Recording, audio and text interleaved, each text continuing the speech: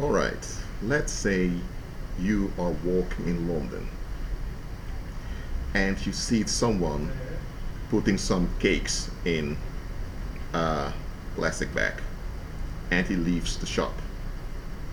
You go after him, push him against the wall, and you tell others to call the police.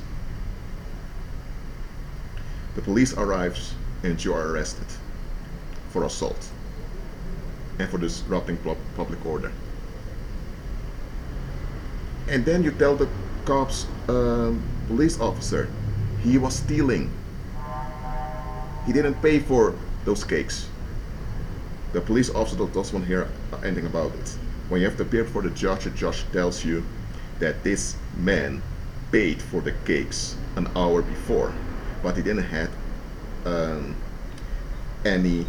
I'm sorry, he didn't have any bag with him, and he also couldn't get any change from uh, the one behind the cash changer because the guy paid with a £100 bill for all his groceries, but he couldn't get any change back. So the owner of the store told him, okay, you can take your groceries. You don't have any bag for the cookies. You know what? Come back later to take the cookies. I don't mind. Take a few extra cookies if you want. You've paid already. So was that man stealing? He wasn't stealing at all because he paid for those cookies.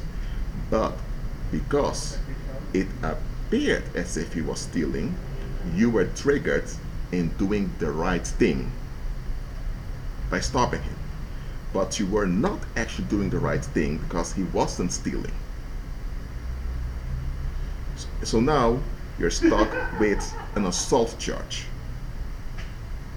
Now let's give another example. You're in public. Let's say you're in the metro, and or you call it the underground in Britain, and there's this girl kind of arguing with a guy, and you think this guy is bothering this girl. This girl doesn't want his attention, so you intervene and you knock out that guy, and you tell him, if you bother any of those girls again, I'm going to knock you out. Later, you are arrested and you need to go to jail. And you find out that this girl is back with her boyfriend, and the girl doesn't even remember you. What happened here? You were triggered in doing the right thing in the wrong context. In the first example, there was no theft. In the second example, there was no sexual intimidation because that's how they used to treat one another.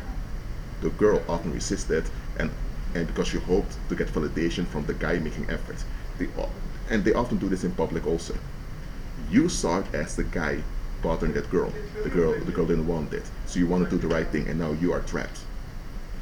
Why am I giving you these two examples? It's because the enemy often will trigger you into doing the right thing to trap you.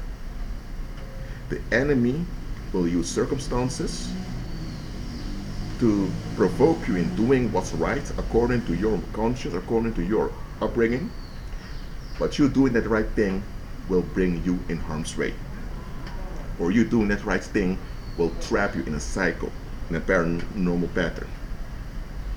Even if there was stealing, even if there was quote unquote sexual assault, you still need to pay attention to context. Just because something bad is going on doesn't mean you should intervene. I'm not contradicting myself here. In my previous mentions, I've made plain you ought to be alert, you ought to be conscious of your environment. That's true. But I didn't tell you to just intervene in all cases. No, no, no, no. If needed, you draw attention of others to the situation, or if needed, you call the cops, or you record it with your phone or whatever. We live in the 21st century now. Don't just be triggered emotionally or mentally to do the right thing. Because you have a lot of good-hearted people that are used by demons to assault others. And they think they're doing the right thing. They think that their heart's in the right place while they're being used. That's why always look at the context before you intervene. And for believers, because I'm talking to believers now, if the Holy Spirit tells you no, they obey the Holy Spirit. When the Holy Spirit tells you do not intervene, do not interfere, you don't do it. Wipe so spirit sees the whole situation, or spirit sees will come from it. Obey the Holy Spirit. Never intervene without examining the context. Be at peace.